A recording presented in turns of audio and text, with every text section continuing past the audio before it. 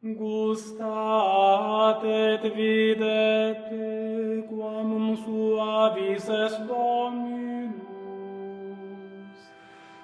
Alleluia, alleluia,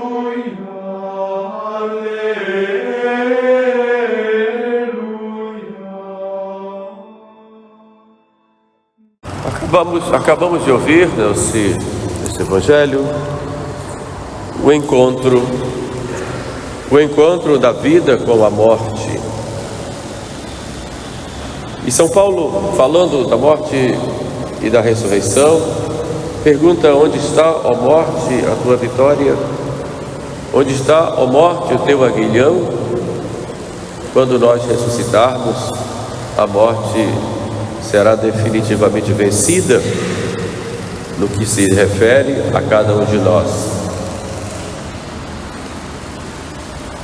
Encontramos aí um fato que nos toca. Estava saindo da cidade de Naim um cortejo fúnebre. Uma mulher viúva que tinha no seu filho a sua esperança de auxílio, de conforto, de presença e de suporte na sua velhice, estava ali aos prantos. Tão tocante o acontecimento que muitas pessoas da cidade acompanhavam. Ela ia enterrar, sepultar o seu filho único. O que seria de sua vida daí em diante? Por que aquele fato? Porque ela, que já tinha perdido o marido, agora perdia também o filho.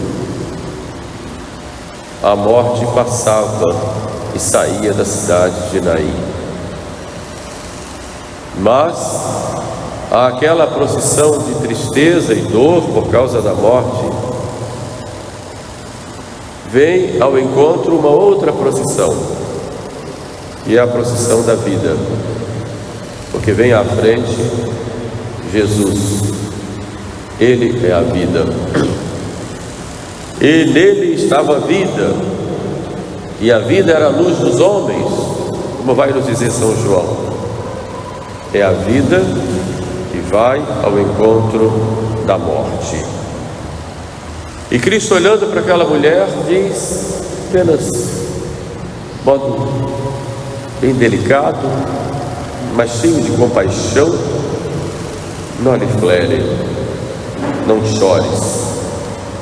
As lágrimas daquela mãe já eram uma grande oração para com ele. E ele toca no esquife e olha para aquele corpo gélido, pálido, de um jovem que outrora era cheio de vida e agora estava ali, sendo levado à sepultura. Jovem, eu te digo, levanta-te. E diz São Lucas, que é o único que conta esse milagre, aquele jovem se levantou e começou a falar. E Jesus vai, o entrega à sua mãe. Quando Deus nos criou no estado de graça e inocência, e nos criou para a vida. Deu a Adão um sopro de vida. Embora a morte, que é a própria decomposição, faça parte de tudo aquilo que é composto, Deus deu a Adão e Eva o dom da imortalidade. Por isso a Bíblia diz que eles comiam do fruto da árvore da vida, que os preservava da morte. Mas Deus colocou uma condição, a condição da obediência. Se comerdes o fruto proibido, morrereis. Mas o homem, tentado pela serpente, enche-se de orgulho. Se comerdes do fruto, sereis deuses. Fareis para si, ou para vós, melhor dizendo, as próprias leis. Não precisareis vos sujeitar a ninguém. Vós sereis os deuses de vós mesmos. E Adão e Eva comem o fruto por orgulho e desobediência. É o fruto da morte. E Deus os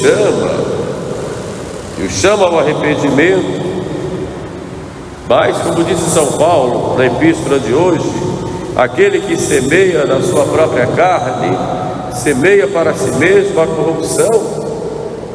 Deus os chama a atenção e eles culpam um ao outro e a serpente. Deus então os expulsa do paraíso e diz: lembra-te, ó homem, de que tu és pó e em pó te hás de tornar. É a morte que vem com dores, com lágrimas, a morte que humilha, a morte que é salário do pecado. Mas há uma morte que é muito pior do que aquela do corpo, e é a morte espiritual, a morte trazida pelo pecado. Em Adão havia essas duas mortes, e a pior delas nós sabemos que é a morte do espírito. Claro que o espírito em si, por ser o espírito, não morre, mas pode, como morte, perder a graça, perder a vida divina, porque a própria alma expulsa Deus de si mesma. Então é a morte, uma morte que é muito pior do que a morte do corpo. E Jesus vem nos dizer que nós não devemos temer aqueles que matam o corpo e não podem matar a alma, mas antes devemos temer aqueles que matam a alma e podem jogar a alma no inferno. O pecado, diz Jesus, nos faz verdadeiros escravos. Pelo pecado nós perdemos a liberdade dos filhos de Deus.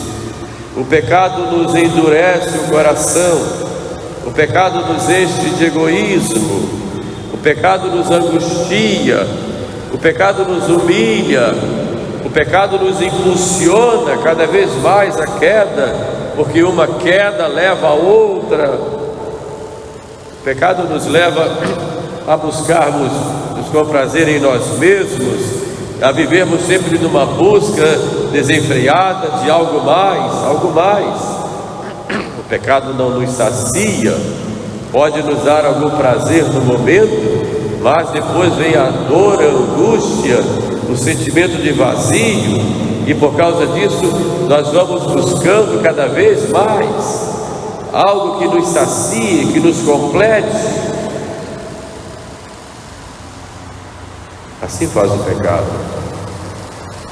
Esta é a procissão da morte. Mas vem Cristo, e é Cristo quem toma a iniciativa. Cristo vai adiante. Notem que nesse fato, ninguém pede nada a Jesus, Jesus vai. Nos outros momentos na Sagrada Escritura, os milagres que Jesus faz, em geral, com algumas exceções, são milagres solicitados. Senhor, que eu veja, dizia o cego.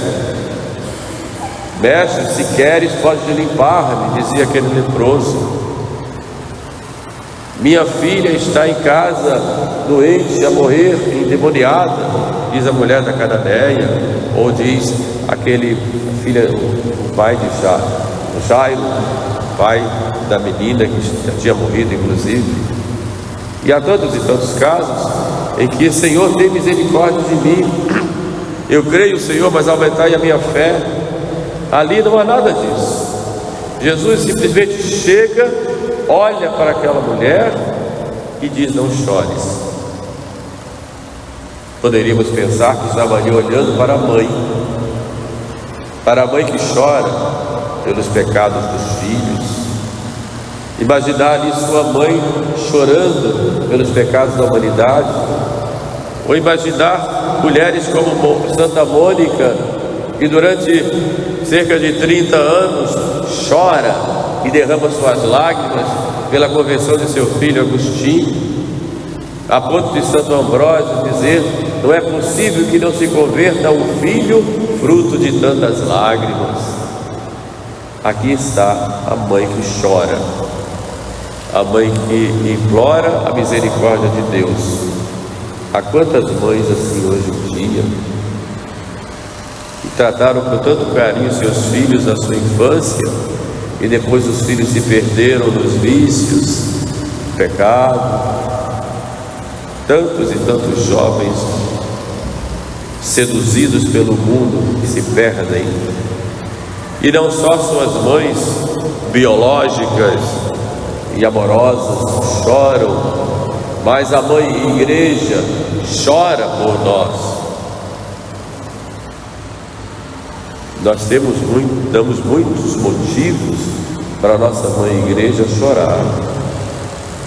Nossa displicência na vida de oração, nosso descuido na prática da fé, nossa incoerência em darmos testemunho no mundo da nossa fé, nossas preocupações exageradas com as coisas que passam. A igreja tem muitos motivos para chorar.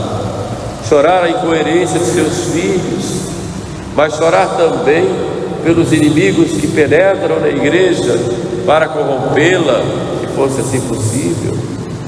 A igreja chora por nós, passa, sobretudo hoje, a sua paixão, mas é Jesus quem toma a iniciativa. E o que vem fazer Jesus para nós? Primeiro, Jesus nos consola: não chores. Dizem alguns autores que a lágrima é o sangue da alma. Não chore. Jesus nos consola. Quando tudo parece perdido, vamos a Jesus, vamos a Ele. Mas, meu Deus, eu não tenho mais condição, eu caio tantas vezes e sempre nos mesmos pecados. Você tem chorado diante de Jesus? Você tem implorado a sua misericórdia, implorado o seu perdão? Você tem, por acaso, pedido o auxílio da graça para vencer essa ou aquela situação? Nós temos que implorar, pedir, derramar lágrimas diante de Jesus. Ele vem consolar, mas Ele vem também nos tocar, e nos tocar com a graça. Às vezes nós ficamos pensando: eu preciso converter fulano, converter cicrano, e começa a lutar, a trabalhar para isso, se esforçar, compra livros, dá presente, fala palavras, escreve cartas, manda mensagens. Eu preciso converter fulano. Na verdade, quem toca é nosso Senhor. Ele é quem dá a graça da conversão. Nós podemos até ser instrumentos da graça, mas a graça é Ele quem dá. E a resposta, evidentemente, é livre de cada um. Então Jesus consola, depois tocou no esquife, toca com a sua graça a cada um de nós de diversas maneiras, e depois Jesus ordena: jovem, eu te digo, levanta-te. E quando Ele ordena, é preciso atender a essa ordem. E é significativo que aquele jovem se levantou e começou a falar, porque quando vem a conversão, quando nós nos levantamos, nós temos que falar primeiro com Ele, e depois darmos testemunho de seu amor e da sua misericórdia.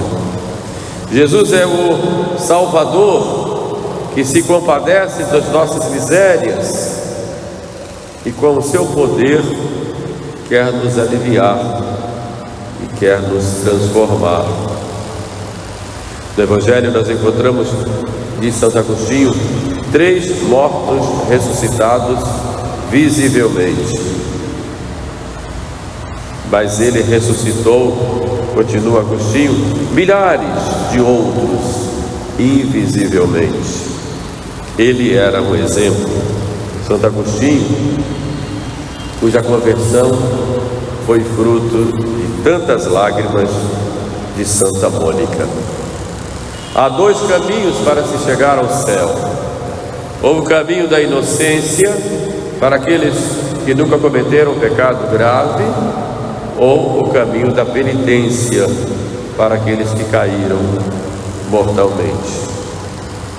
E Santo Agostinho e tantos outros santos que nós admiramos deixaram suas vidas de pecado e se converteram realmente, e para nós é algo admirável. Se olhamos a vida de cada um em seus detalhes, essa semana celebramos Santo Agostinho, por isso estamos falando um pouco dele, um pouco mais sobre ele. Quem era Agostinho? Herege, um homem carnal, um orgulhoso, um vaidoso. Mas quando veio a graça e ele se converte, toda a sua vida passa a ser diferente. Mas ele teve suas lutas, como nós. Lutas contra a carne, sim. Lutas contra as tentações de orgulho, de vaidade, de impurezas. Teve suas quedas também, mas ele confiou, ele se entregou a nosso Senhor e não olhou para trás. E Santo Agostinho dizia: se os santos conseguiram, eu também vou conseguir. E se esses santos ressuscitaram, e peguemos tantos outros, como o São Francisco de Assis, ou mesmo Santo Inácio de Loyola, e tantos outros, Santa Maria de Circa, e tantos. Se eles conseguiram, nós também conseguiremos. Por isso temos que confiar e nunca desanimar. Caiu, levante-se. Levante-se e confie. Faça sempre o seu exame de consciência daquilo que precisa melhorar. E São Paulo fala na epístola de hoje: no seu exame de consciência, não fique se comparando com os outros, mas olhe a si mesmo, porque é preciso carregar os próprios fardos dos pecados. Faça esse exame de consciência e peça a graça de uma verdadeira conversão. Como leproso: Senhor, se queres, pode limpar-me. Como cego: Senhor, eu veja. Rezemos, pois, meus irmãos, pela nossa conversão diária, mas sobretudo tenhamos muita humildade de reconhecermos que somos falhos e que a nossa vida é Jesus Cristo. Ajudemo-nos uns aos outros pela prática das virtudes e não fiquemos julgando uns aos outros, porque nós somos também cheios de pecado. Vivamos a caridade na humildade, e como a Mãe Igreja reza tanto pelos seus filhos, rezemos uns pelos outros, para que cresçamos na caridade, no amor de Deus, e tenhamos assim uma verdadeira vida. Como diz São Paulo, concluindo: meu viver é Cristo. Louvado seja nosso Senhor Jesus Cristo. Gustate et videte quam suavis est Dominus. Alleluia, alleluia, alleluia.